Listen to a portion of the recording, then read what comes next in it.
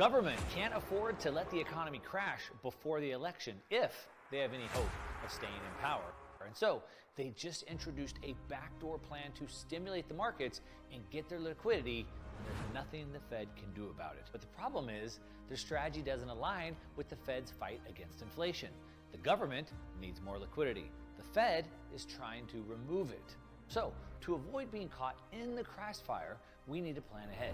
So in this video, I'm going to break down where exactly this stimulus is coming from and how it's actually costing the government nothing to inject it, what the potential downsides and unintended consequences of this could be, and most importantly, how you and I, as investors, can position ourselves to benefit from all of this. Now, for anyone new here, my name is Mark Moss, and I make these videos to break down complex financial subjects so more people can understand them. Now, over the last 2 years, while almost everyone on YouTube has been calling for, the markets to crash, I've made over a dozen videos specifically explaining how the US Treasury is driving the market and working against the Fed.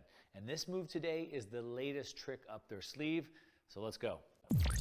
All right, so we're talking about liquidity. Liquidity is what drives the markets, what drives the economy, that's what drives asset prices, and it's why we need liquidity. And at least some of us want liquidity, some of us don't. What do I mean by that? So when we have liquidity, when there's more money, more loans available, there's more money for you and I, which means we can go buy more things, which means that businesses make more money from us buying things, which means they have more money to buy more things, and we see asset prices going up, and we all feel rich and wealthy and all those things. The problem is that all that money in the system pushes prices higher, consumer prices higher, or inflation. And so the problem is that the Federal Reserve, which is trying to keep inflation at their goal of 2%, said, well, hey, inflation is too high, so let's start a process of tightening liquidity. Quantitative tightening is what they call it, to slow that down. Now we can see in this current form of quantitative tightening that we have right now, the current QT, the goal of the current QT is to drain the excess liquidity. They want to get the liquidity out of the system, so you and I have the opposite. You and I feel broke. We see our asset prices going down, our home values going down, we don't have as much money, so we don't spend as much. The reason why they want to do that is if we don't spend as much, then hopefully inflation comes down. But the problem is that the government is going into an election year, and they won't get reelected if we go into a recession. So they want the liquidity, they'll take the inflation, but the Fed has a goal and they need 2%. And so it's created this tug of war sort of effect. And so we have the Treasury that's continued to be taking on more and more debt. And what we can see is they're issuing a ton of these bills. So you can see how fast this has gone up. This is basically like a cash injection. So think about like a dollar in your pocket, maybe you have, we call those bills, right? $100 bill. And that's basically because there's no duration. A $100 bill is available right now, whereas bonds could have like a 30-year duration. So bills are anything that has like less than a 1 year. So it's basically like injecting cash directly into the system. So there's been this tug of war. Like I said, I've broken down a whole bunch of videos on this specifically. Now, this is officially not a pivot, and this is important to understand. So everyone's waiting for the Fed to pivot, to get off of their tightening stance and move back into an easing stance, which will then create more liquidity. But the Treasury is like, hang on, if you're not going to pivot and provide liquidity, we're going to do it ourselves. And so they've been doing this by, as I said, by selling more bills into the market. The bills create that short-term liquidity, and you can take a look at this right here. The bills right here are the light blue. Look at the amount of bills they put into the system, and you might notice that we haven't seen this amount of bills into the system since the pandemic of 2020, when the entire world shut down and they literally had to pay people to stay at home. Yeah, we're putting that much into the system right now. It's pretty crazy. Now, but we also have other ways that they're injecting money even without the Fed doing the pivot everyone's been waiting for. So like this, for example, is the BTFP. It's the Bank Term Funding Program. So when the banks started going under in March of 2023, they started injecting money for the banks. You can see it went straight up. It's been coming down, but as of right now, we still have over $100 billion of liquidity just from this. So these are some of the stealth ways, the sneaky ways that they inject money without the Fed pivot. This is what I've been talking about for the last 2 years. When everyone else is calling for the market to crash, waiting for the Fed to pivot, I'm like, no, they already are. Here's another example right here. The Federal Reserve Board right here announces the reserve requirements exemption. okay, in the low reserve tranche of 2024. So banks are supposed to have some reserves for the amount of assets or the amount of loans they put out. And what the Federal Reserve did to get more money into the system is they lowered the amount of reserves the banks have to have. It says right here, the reserve requirements for depository institutions which will remain at zero. So you hear about fractional reserve banking where they're supposed to keep, 10% of the amount of loans outstanding in the reserves, but here they will remain at zero. So these are all things that have been done to get more liquidity into the system, even though the Fed hasn't officially pivoted. Now, if you want to know more about liquidity, which you should, because that's really what drives asset prices, it's a lot deeper than just this, but I want to show you the brand new thing the Treasury is doing right now. But there's a lot of ways they're getting liquidity into the system, and more specifically, there's certain types of assets that are very sensitive to liquidity. So next week, I'm going to do a live presentation. I got about 30 charts probably that I'll show all the different ways liquidity is getting into the system, and more specifically, which of the assets are the most sensitive and will move up the most. If you want to join me, it's free, it's live. Come hang out, look at the presentation, and join me live. I'll answer all your questions live because you want to know what this means and how to apply it. So don't miss a chance to come hang out. There's a link in the description down below. Hope to see you there. But we can see that it's not a pivot. They're getting liquidity into the system any way they can. But right now, there's a brand new way they're doing it.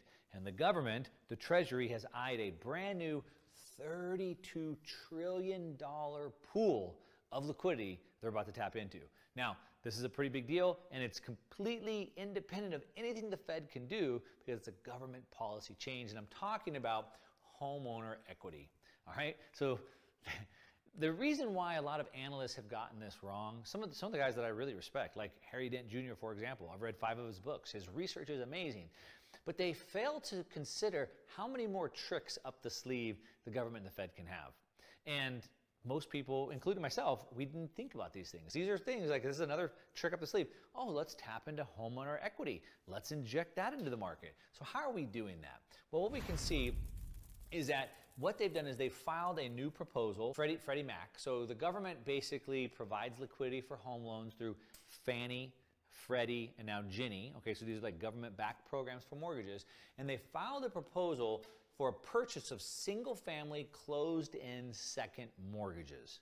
Okay, so they issue first mortgages, but now they want to do second mortgages. That means they want to allow all these homeowners that have equity in their homes to tap into that equity, get it out of their home, and start spending it into the market.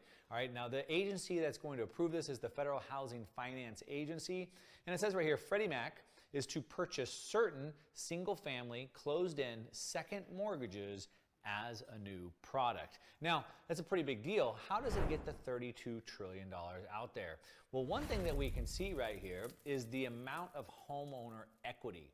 Okay, so there was a little bit of equity in homes right here. Obviously, 2006, 2007, before the 2008 crash, we had a lot. But what we can see is from this peak right here to the point right here, we've seen equity go up. Here we had about 14.3, and right here today we're at about 32.3. So what this means is that homeowner equity, the amount of equity in homes has gone up by, what is that, 130%. So we're sitting on about $30 trillion of equity, which is amazing. So if we can just pull some of those, couple of those $1 trillion out, inject it to the market, we can get more liquidity, and there's nothing the Fed can do about it. Now, let's just take a historical view to understand what kind of impacts this might have.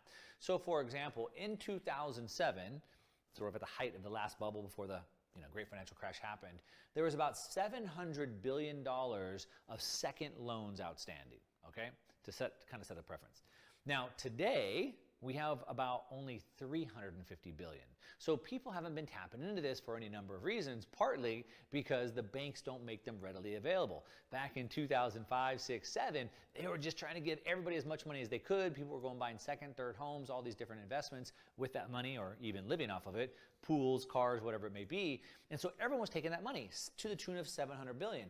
And even though home prices have gone up, even though home equity has gone up, the amount of outstanding seconds is actually half of what it was before. Now, it should have gone up. What we can see since that time period of here about 2006, 2007, home prices have gone up by about 70%. Your home is worth about 70% more than it was back in 2006 or 7. But again, home equity has gone up by about 130%, but the amount of people tapping into that, like I said, is about half of that, okay? We can see here Bank of America, which is one of the major leaders in kind of providing these secondary mortgage loans, cut their mortgage loans, second loans, from 150 billion they had on their books down to only 25 billion. So it was a massive amount of liquidity drain that's come out of that. Now, this is sort of, like I said, stuck liquidity, all right? $32 trillion of it. The government, the Treasury, they want as much liquidity into the system as they can, but they're sort of being held back by the Fed because the Fed's like, nope, we need to get 2% inflation before we put any more money in. Now, what we can see is that in 2022, if we want to start to calculate how much liquidity could we really see maybe this year coming into the market? Well, we know in 2022, about 50% of the mortgage loans that were done were what we call non-traditional banks. All right. Now, the reason why that's important is because these non-traditional financial institutions, they don't have the assets to keep this onto their books. So they have to sell these loans in the secondary market to Fannie, Freddie, and Ginnie. So they originate the loan and then they sell it to the government, basically. All right. Now, the reason why that's important is because there's a very well-oiled machine on the back end for mortgage-backed securities, or MBS. Now, you might be familiar with MBS if you know what happened in 2008, or maybe you've watched that movie, The Big Short. If you haven't watched that movie, The Big Short, I'd highly recommend it. And so basically they take these mortgage products and they package them up into securities and they trade them, they sell them on Wall Street. So that's already all built. There's massive liquidity ready to absorb these mortgage-backed securities if it can only get there. And that's exactly what we're talking about. So now with this proposal change, we can package these up from the government, we can securitize them, and they can be sold, bought and sold in Wall Street and provide massive liquidity. Okay, so how much? We're going to talk about how much and how soon, but first let's understand some of these impacts. So what are the potential downsides of all this liquidity? I mean, there's obviously the most obvious answer, which is more liquidity equals more inflation. Okay, so that's the battle, right? The Fed doesn't want the inflation. The government, the Treasury, they'll take it. I'd like to know what you think about this. I think that most people would rather have inflation and still have enough money, still have their jobs, still see their home values or stock values higher, and just deal with higher prices. I think more people would rather have that. Or would they rather see prices crash down and the prices of gas and food actually comes down a little bit? Let me know, just comment down below. Would you rather see inflation, or would you rather see asset prices higher and inflation, or would you rather see inflation going down? Let me know. I think they'll see more inflation. So that's the obvious. But what are some of the other unintended consequences? Well, for example, it's going to put borrowers into more debt. So right now, my home is worth, I don't know, $300,000. I owe $150,000. So I have $150,000 of debt. But if I tap into some of that equity, my debt levels go up. So now I have more debt. But what's the problem with that? Well, more debt, more leverage, more risk. So for example, if the market turns down, maybe I don't have any equity left in my house and I can't sell it. So instead of being able to sell my house, now maybe it goes into foreclosure. That's a problem. We know that the elderly are very at risk right now. They're very susceptible to inflation. And so they could be potential targets. We know costs have gone through the roof. Homeowners insurance, for example, took a big jump up here, and it kind of stayed at this new baseline. And here, homeowners insurance is going up. If you own a home, you know exactly what I'm talking about. On average, it's gone up about 11%. But in California, Florida, Texas, places like that, it's gone up way more than that. And so what we know is that we already have people sort of on the brink here. We can see that right now today, about 23% of consumer debt is held by the elderly. Now that's a big number. That's actually doubled just since 1999. And so the elderly are sort of at risk in this environment. So they might be wanting to tap into this. But again, if anything were to happen in the economy, these people could be at risk. Okay, another potential risk of doing this is that we have a weaker future. And so basically what we're doing with debt is we're taking future value and pulling it in today, but it makes the future, it makes tomorrow or next year or 5 years more dangerous, potentially. So we already know that, like I run up a credit card for, a vacation, but now I have to pay for that in the future. So instead of future earnings going for future spending, that future earning goes for the spending that I already consumed. So that's a problem. We know that we already talked about seniors are already on shaky ground, and so they're susceptible to taking this money, but now they're going to be even more fragile in the future. So for example, 80% of seniors right now are already at great risk of financial shock. 80% of seniors cannot withstand a financial shock. That's a pretty big number. And so if they take on even more debt, that's going to make it even more dangerous for them. And it's not just seniors. We can see 49% of Americans can't even afford a $1,000 emergency. So we add up more debt. Now their payments, their monthly payments are higher, and they're going to be even more susceptible to future shocks. And so if we had, some sort of a recession or home prices go down in the future, we could see more foreclosures, things like that. And so that's one of the problems of doing this. We have a potentially weaker future, but today we have more money. Okay, now what do we do with this information now that we have it as investors? That's the big question that we're all watching and waiting. So when we have more liquidity, again, people spend more money. Asset prices go higher. What are some of the ways that we'll see this actually manifest in asset prices? So for one, real estate. Obviously, if I can tap into this money from my real estate, like we saw in 2005, 6, 7, people use that money to go buy more real estate. So we can unlock some of that money, but also what it will do is it will open up more loan origination. So the government is basically going to be talking to these lenders and easing restrictions so we could see more liquidity, more loan origination, things like that.